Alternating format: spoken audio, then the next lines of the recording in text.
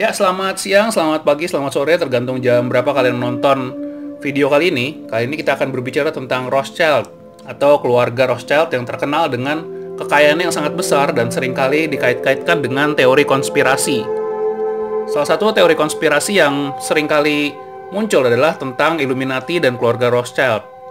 Nah, setelah kami cari-cari, ini ada sesuatu yang aneh di sini. Kalian bisa lihat. Ini ada sebuah artikel dari nationalgeographic.com ditulis oleh Isabel Hernandez dengan judul Meet the Man Who Started the Illuminati. Nah, pada artikel ini di bawahnya ternyata ada sebuah kata-kata yang mencerminkan bahwa artikel ini direvisi atau dirubah.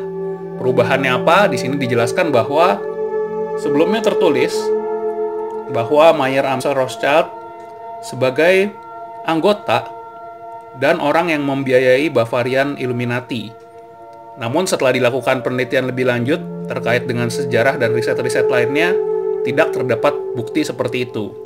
Nah, jadi sebelumnya di sini pada artikel ini ditulis ya tentang si Mayer Amschel Rothschild ini sebagai anggota dan orang yang membiayai Bavarian Illuminati. Tapi rupanya setelah itu direvisi. Kita nggak tahu apakah revisinya ini karena suatu tekanan terhadap nationalgeographic.com atau ada hal-hal lainnya. Yang jelas, dia adalah orang yang sangat berpengaruh, keluarga Rothschild ini, dengan kekayaan yang sangat besar yang kita akan lihat kira-kira pengaruhnya apa aja sih di dalam sejarah dunia ini. Oke, kita mulai saja ke fakta-fakta yang ingin kita ketahui ya. Oke, seringkali ada pembicaraan ya ketika membahas tentang sistem piramida di mana orang-orang yang memiliki kekayaan banyak itu berada di atas walaupun jumlah mereka sedikit dan menguasai masyarakat luas di bawahnya. Seringkali ada ide-ide dibilang sudah kita kembali aja ke emas ya supaya nanti uang mereka tuh yang mereka punya nggak laku. Tapi kalian mungkin nggak tahu ya bahwa kalau misalnya kembali ke emas dan kalian nggak punya emasnya juga buat apa gitu. Bilang kembali ke emas, kembali ke emas. Nah, sedangkan keluarga Rothschild sendiri diduga memiliki simpanan emas yang sangat besar, sebesar kira-kira 10.000 ton emas. Dan nggak ada yang tahu perkiraan sebenarnya kekayaan mereka berapa, tapi beberapa sumber menuliskan demikian. Dan emas-emas ini disimpan di berbagai negara, termasuk di negara Rusia. Jadi di Barat ada, di Rusia pun ada. Nah, mengenai emas ini yang menjadi menarik adalah keluarga Rothschild ini rupanya menjadi salah satu penentu dari turun naiknya harga emas.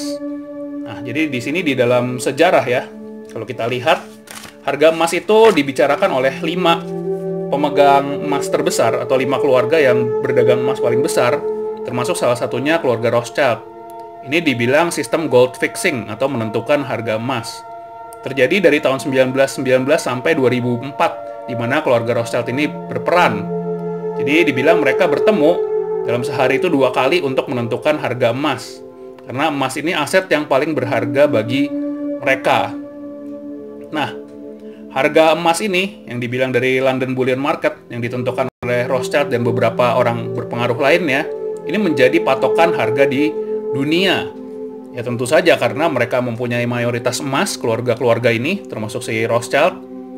Dan pastinya ketika menjadi patokan dunia dari London atau di Inggris sampai di Cina akan mengikuti harga emas yang mereka tentukan. Dan ini sudah berlangsung sangat lama. Jadi bisa dibayangkan betapa sangat berpengaruhnya keluarga ini. Kalau menentukan harga uang yang kita bilang itu kertas nggak ada harganya, ditentukan seperti itu mungkin ya itu juga cukup mengejutkan. Tapi emas, sesuatu yang sangat berharga dari zaman Romawi kuno atau zaman sebelumnya sampai sekarang, itu harganya bisa dibilang naik terus-terusan. Dan mereka dibilang menguasai emas atau logam mulia. Dan sebelum kita lanjut, jangan lupa di subscribe juga, kemudian nyalakan notifikasinya, dan diberi like, serta diberi komen. Kita akan lanjutkan lagi mengenai bagaimana kekayaan ini mengubah sejarah dunia. Ya, di sini kita melihat ya, ini adalah gambar seorang jenderal, yaitu Napoleon Bonaparte. Dia adalah orang yang sangat hebat, pemimpin pasukan yang sangat handal, dan berhasil memenangkan berbagai pertempuran. Nah, ketika itu lawannya Inggris dalam kondisi terdesak, karena selain Napoleonnya hebat juga, Inggris juga nggak terlalu banyak punya modal di saat itu. Namun demikian, di sini salah satu keluarga Rothschild, yaitu Nathan. Si Nathan Rothschild ini membantu Inggris. Dia memberikan bantuan sebesar, kalau di kurskan sekarang itu setara dengan 900 juta US dollar berupa logam mulia. Nah, logam mulia ini segera disebarkan sama dia untuk membantu Inggris membangun pasukan di Eropa.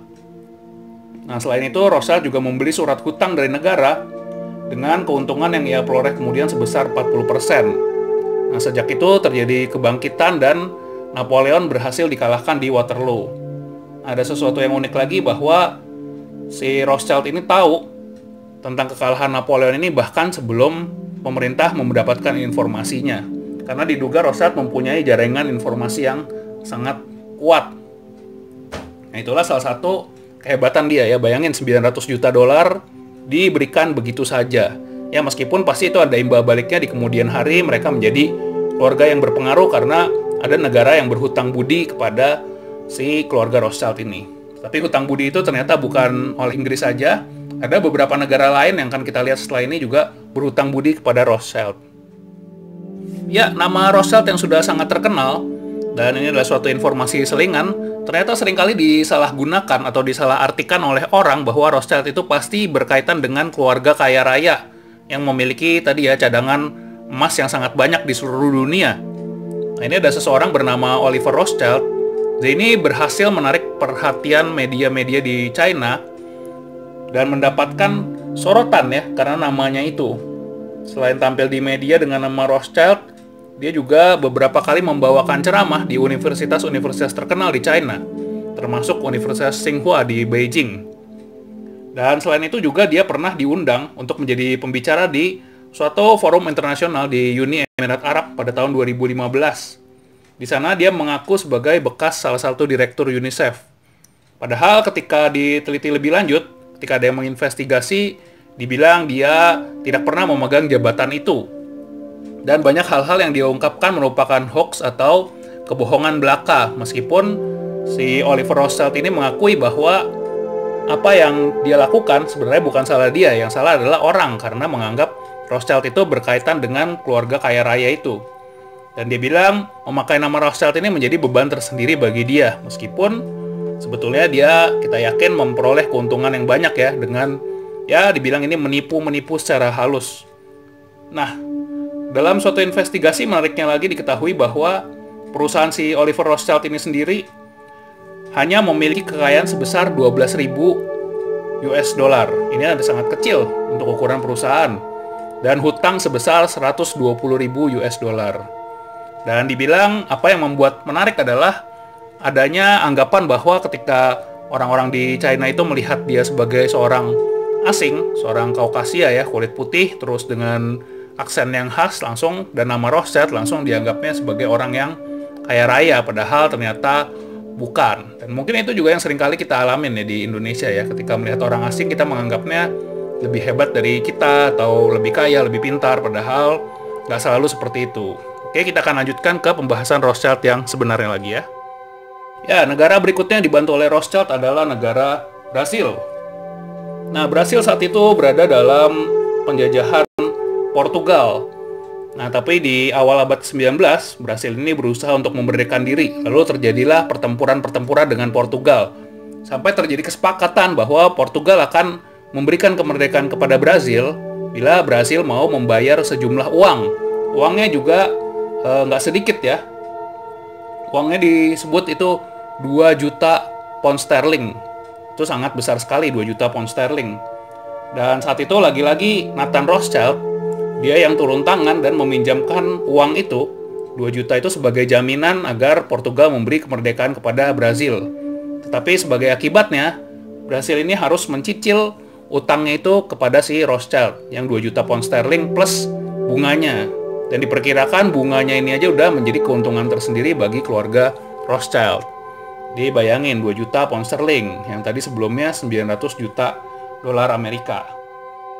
Ya, selanjutnya ada negara lain yang juga berhutang pada Rothschild, yaitu kita pasti nggak nyangka ya, ini adalah negara Amerika Serikat. Nah, Amerika Serikat ini walaupun negara besar, tapi beberapa kali mengalami krisis ya. Yang terbaru itu 2008, kemudian juga sebelumnya ada 1920 Great Depression, dan sebelumnya lagi dibilang tahun 1895. Amerika mengalami krisis yang besar, sehingga saat itu presiden itu mau nggak mau, dia menelpon menelpon si keluarga Rothschild. Dan lagi-lagi di sini Nathan Mayer Rothschild, dia meminjamkan uang sehingga Amerika selamat dari kebangkrutan. Nah, pada akhirnya Rothschild ini kita lihat bisa menguasai perekonomian dunia ya, karena beberapa negara berhasil dipinjamkan uang dan dia bisa mendirikan berbagai perusahaan saat ini, walaupun digosipkan bahwa kekayaannya menurun, tapi tentunya kita tidak bisa semudah itu percaya ya. Mungkin kekayaannya tidak atas nama keluarga Rothschild, tapi atas nama perusahaan-perusahaan yang ada di bawahnya. Jadi bisa dikatakan saat ini, misalnya kita bilang penjajahan juga itu nggak tepat ya. Barangkali lebih kepada penguasaan korporat-korporat besar terhadap kehidupan manusia. Kenapa ya? Karena mereka mempunyai uang, mempunyai emas untuk menggerakkan ekonomi, bahkan dengan hutang budi yang sudah diberikan kepada negara-negara yang dibantu, ya bukan tidak mungkin apapun yang mereka inginkan bisa tercapai. Dan keluarga Rothschild ini berusaha mempertahankan kekayaan keluarga mereka itu dengan melakukan pernikahan antar anggota keluarga, atau dibilang cousins marriage. Jadi ini dilakukan supaya orang luar tidak masuk atau merebut kekayaan dari keluarga Rothschild ini. Oke, semoga pembahasan ini cukup menarik ya. Dan jangan lupa di subscribe, dinyalakan notifikasinya. Kita akan ketemu lagi di video berikutnya.